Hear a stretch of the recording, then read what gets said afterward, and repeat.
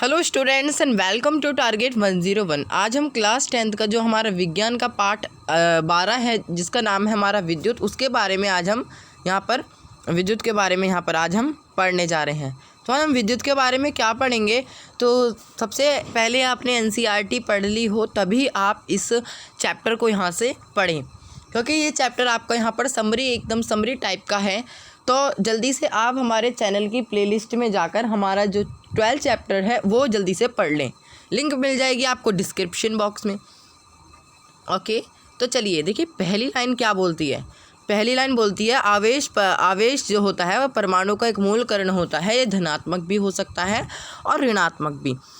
आवेश मतलब जैसे कि होता है हमारा प्लस आवेश होता है और एक होता है हमारा माइनस आवेश। ठीक है, तो जो क्या होता है जैसे प्लस और माइनस से मिलकर ही हमारी बैटरी बनती है। इस तरीके से अगर हम ले लें तो जो छोटी वाली होती है वो होती है हमारी माइनस की और जो बड़ी वाली होती है वो होती है हमारी प्लस की। इसी तरीके से अब हम अगर देखें कि आवेश किस प्रकार काम करते हैं, तो जैसे हम देखेंगे कि जो क्या लिख रखा है कि समान आवेश एक दूसरे को प्रतिकर्षित करते हैं और असमान आवेश एक दूसरे को आकर्षित करते हैं।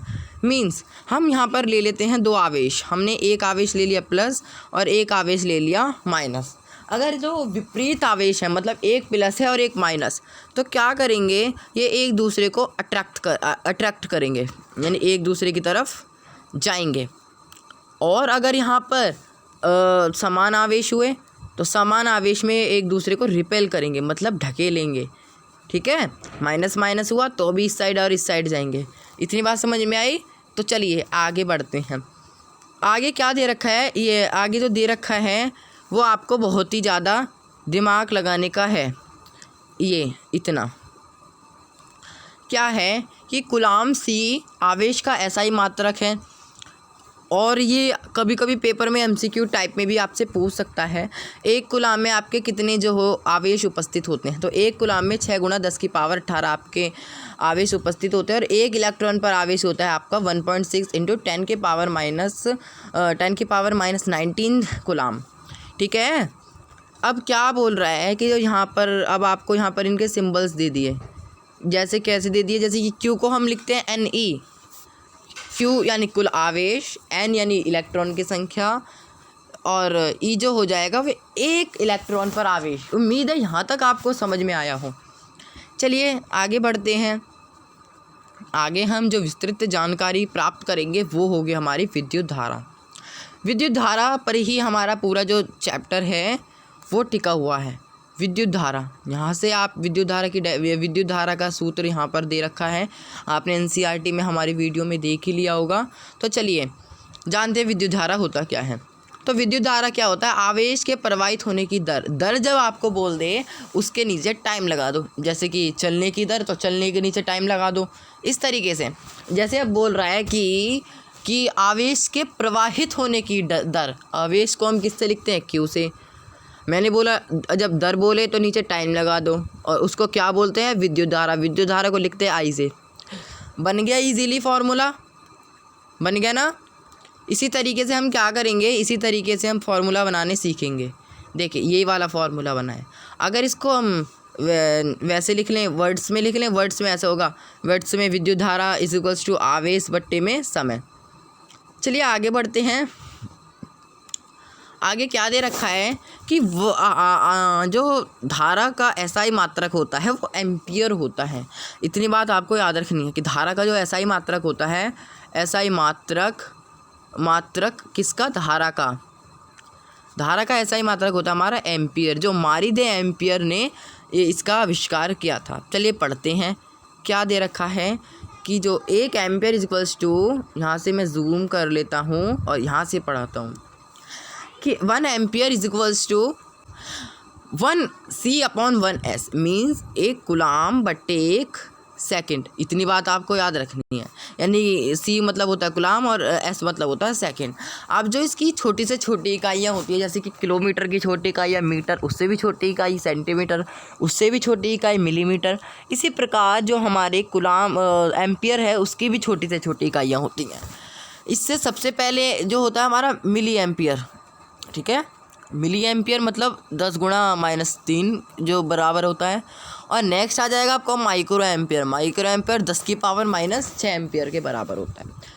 इतनी बात समझ में आई? तो चलिए अपने नेक्स्ट पेज पर चलते हैं।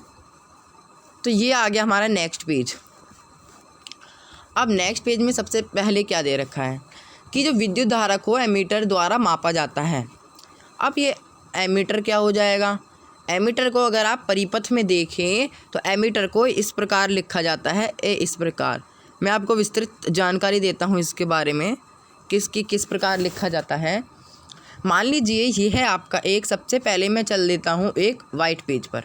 मैंने यहाँ पर एक सर्किट ले लिया है और सर्किट के साथ मैंने इसमें लगा दिया है एक, यहाँ पर मैंने मान लो यहाँ पर मैंने बैटरी लगा दी और बैटरी को भी मैंने नाम दे दिया। इस साइड को मैंने नाम दिया प्लस और इस साइड को मैंने नाम दिया माइनस। ठीक है, अब आप बताओ कि करंट किस साइड फ्लो होगा, तो वो हम बाद में देखेंगे करंट किस साइड फ्लो होगा। अब इसमें हम जोड़ देते हैं एक बल्ब। तो बल्ब मान लो हमने लगा दिया इस तरीके से, हमने एक बल्ब लगा दिया। अब जो बल्ब से कितनी विद्युत धारा प्रवाहित हुई, मीन्स इस तरीके से हम अब आपको समझाएंगे। मीन्स कि जो विद्युत धारा है वो इस प्रकार से जा रही है, इस प्रकार से जा रही है। मीन्स विद्युत धारा जब इधर से जा रही है तो अब इस बल्ब ने कितनी विद्युत धारा ली, इसको नापने के लिए किस चीज़ का प्रयोग होता है? इसको नापने के लिए प्रयोग होता है हमारा एमीटर। हमने अभी थोड़ी देर पहले एमीटर का वो देखा था कि किस प्रकार एमीटर को लिखते हैं। यानी कि अब इसको कैसे नापेंगे? मान लो विद्युत धारा जा रही है, अब जितनी भी विद्युत धारा निकलेगी यानी जितनी बल्ब ने ली उतनी ही यहाँ से जाएगी। समझ रहे हो? जितनी बल्ब ने ली होगी उतनी ही विद्युत धारा यहाँ पर जाएगी और फिर से कहाँ पर आ जाएगी? हमारा फिर से सेल में आ जाएगी। इतनी बात आपको याद आई, समझ आई? अब चलते हैं, देखते हैं कि इसमें हमारा जो होता है एमीटर किस प्रकार से लगता है। तो सबसे पहले हम क्या करते हैं, जूमिंग कर लेते हैं। मीन्स हम मान लो बना रहे हैं इस तरीके से हम बना रहे हैं, इस तरीके से एम्पियर वो है। मान लो मैंने इसे जूम कर दिया। एक काम करता हूँ मैं इस तरीके से कर देता हूँ यहाँ पर इस तरीके से। सॉरी गलत हो गया, फिर से करता हूँ। सर्कल बनाना है मुझे और मैं वाइट कलर ले लेता हूँ और एक बॉक्स बना दिया मैंने। अब इस पर एमीटर कैसे होता है? मान लो अब मैंने किया, इसे थोड़ा सा रफ़ कर दिया। ठीक है, इस तरीके से मान लो मैंने रफ़ कर दिया इसे। कितना रफ़ कर दिया मैंने इसे? इतना रफ़ कर दिया। और यहाँ पे लगा दिया मैंने एक गोला लगा दिया, यहाँ पे लगा दिया मैंने एक गोला। अब ये गोला क्या दर्शाता है? बिल्कुल सही, ये गोला दर्शाता है हमारा एम्पियर। हम देखेंगे एम्पियर किस तरीके का होता है। अब ये एम्पियर में होता क्या है, इस तरीके से एक सुई होती है, इस तरीके से सुई होती है, मतलब सीधी सुई होती है और यहाँ पर ऐसे करके नंबर डले होते हैं। मतलब कि जितनी विद्युत धारा, यहाँ कोई उपकरण है उससे जितनी भी विद्युत धारा आपकी प्रवाहित होगी, क्या होगा? वो सारी विद्युत धारा कहाँ जाएगी? एम्पियर में। एम्पियर कोई भारी नहीं पदार्थ नहीं होता, मतलब भारी उपकरण नहीं होता जिससे कि सारी विद्युत धारा को उबड़ खाबड़ कर दे। मतलब उतनी ही विद्युत धारा नापेगा ये। अब जितनी विद्युत धारा इसके अंदर से गई उसी ये सुई उसी तरफ घूम जाएगी और फिर से घूम कर किस साइड आ जाएगा? बैटरी में आ जाएगा। बात इतनी समझ में आई? चलिए अपनी बुक की तरफ आ गए हैं बच्चों। अब हम अपनी बुक पर अब क्या पढ़ रहे थे कि जो एमीटर का प्रतिरोध कम होता है तथा यह हमेशा श्रेणी क्रम में जोड़ा जाता है। विद्युत धारा श्रेणी क्रम अभी मैंने जोड़ा था ना, किस तरीके से जोड़ा था अभी मैंने वो दिखाता हूँ। एक मिनट अभी रुको। देखिए ये मान लो ये मैंने एमीटर लिया था और एमीटर को मैंने इस प्रकार जोड़ा था। तो ये मैंने एमीटर ले लिया, अब उसको मैंने इसी तरीके से जोड़ा था। कैसे जोड़ा था? मैंने यहाँ पे जोड़ दिया था, ऐसे जोड़ा था। अब मैंने उसको तो ऐसे नहीं जोड़ दिया था कि मैंने यहाँ पर एक बॉक्स लगाया, मतलब यहाँ पे इस तरीके से किया। मतलब आप समझ रहे होंगे कि ऐसे विद्युत धारा आ रही है फिर इस तरीके से जा रही है और मैंने उस एमीटर को लगा दिया और यहाँ श्रेणी क्रम में जोड़ा था। मतलब कि वो श्रेणी में ही जा रही थी सारी, यूँ तो नहीं कि थोड़ा ऊपर जा रहा था, थोड़ी विद्युत धारा ऊपर जा रही थी और थोड़ी विद्युत धारा नीचे जा रही थी। ठीक है, चलिए आगे बढ़ते हैं। अब हम जो विस्तृत जानकारी प्राप्त करते हैं उससे पहले हम देख लेते हैं विद्युत धारा की दिशा इलेक्ट्रॉन के प्रवाहित होने की दिशा के विपरीत मानी जाती है। हाँ, ये बहुत ही ज़्यादा इम्पोर्टेंट है। अब हम यहाँ पर परिपथ देखते हैं। परिपथ यहाँ पर कहीं है नहीं, परिपथ यहाँ पर कहीं नहीं दिख रहा। ठीक है, अब हम क्या करते हैं कि ये वाला परिपथ ले लेते हैं, या परिपथ ले लेते हैं हम, यही वाला परिपथ ले लिया। परिपथ दिख रहा है आपको, किससे आपको काम नहीं है, आपको जो 1 मिनट रुकिए।